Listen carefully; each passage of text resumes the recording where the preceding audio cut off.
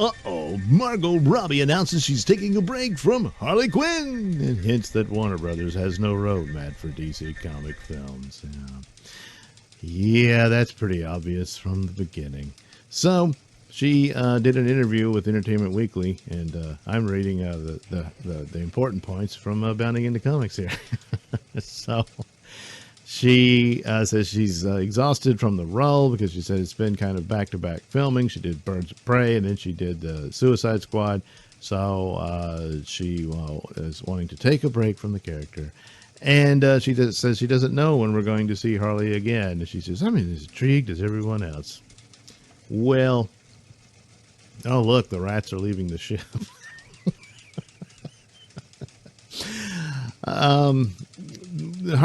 Margot Robbie in the role is one of these sad scenarios of where you had somebody who could have totally nailed it, and but she never got the story worthy of her talents.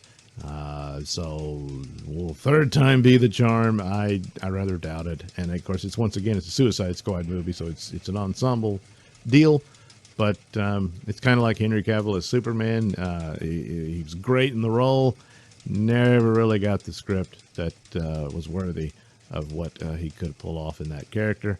And kind of similar to Margot Robbie's co-star in the Suicide Squad, Peter Capaldi as Doctor Who. He never got the script that was worthy of his talent. Came close, but no cigar. So that's kind of the deal here. The obvious thing, if they were to do another Harley Quinn film, do Mad Love. It's right there. There's already been an animated version of the story, and it was pretty good, and that'll be tough to beat. But you need to do it, and you're going to have Batman in it. Whether that's Affleck or not, I don't know. You're going to have Joker in it. If you want to recast Joker, well, whatever. But Harley Quinn's the star of that story. It's her story. She's central to the plot and all of that. But it's the absolute best Harley Quinn story, hands down, ever. They've done nothing since with her. They changed her look and all that crap, and hooked her up with Poison Ivy, and but none of those stories measure up to that one. That is the Harley Quinn story, and and I mean, I was about to say it's an Oscar-worthy role with Margot Robbie's abilities, and to give her that shot, I think she could get one out of that. But of course, I don't really believe in the Academy Awards. I don't think they mean anything anymore. So I don't know how else you measure it. But I think the film would be would do well, and I think it would also be one of those that just gets rewatched over and over again. And even though it would be connected to the DCEU and all that type of stuff, which she goes into, it wouldn't necessarily. It would still be one of the ones that stands out. And that's the one you need to push for. And retire her version of the role on that one. That would be a good way to go out. So they talked to her about, Zack Snyder killed off Harley Quinn in Justice League. Did he really? And she's like, what? I didn't know that. Yeah. Of course, the point of it is that that's in the distant, in a possible future in which Darkseid takes over the world and all that, and Batman is going to use the Flash to go back in time and change events so it didn't happen. So, yeah, in a possible future, Harley Quinn dies, but once they revamp everything, she does it. So it doesn't really matter. But then she goes in and trying to put up a defense with the idea well, even though they're connected, they're not, and that sort of thing. I'll link the article in the description below, but it's not that great. I mean, she says, hey, the comic books do it too, and she's not wrong. Certainly that does happen. Comic books will make their big event, and then you're reading a specific title that doesn't even mention it.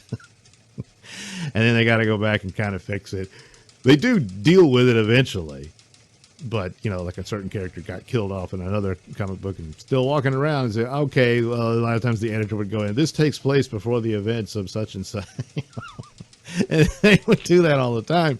But when you look at another version of the entity you're working with and you say, see, they kind of screwed it up there too, doesn't make it okay for you to screw it up in yours.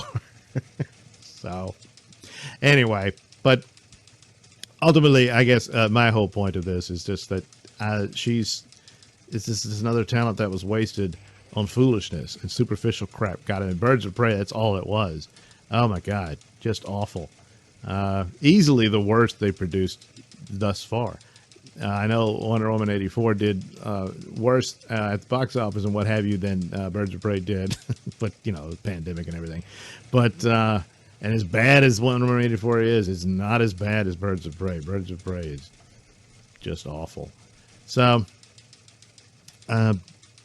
this might be the Suicide Squad might be the last time you'll see Margot Robbie in the role, unless of course it does very well.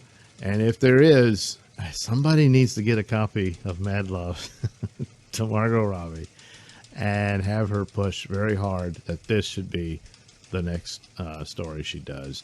And that would be, and if she wants to end it on that, that would be a great way to end her run on it and finally get a really good story for her version of the character.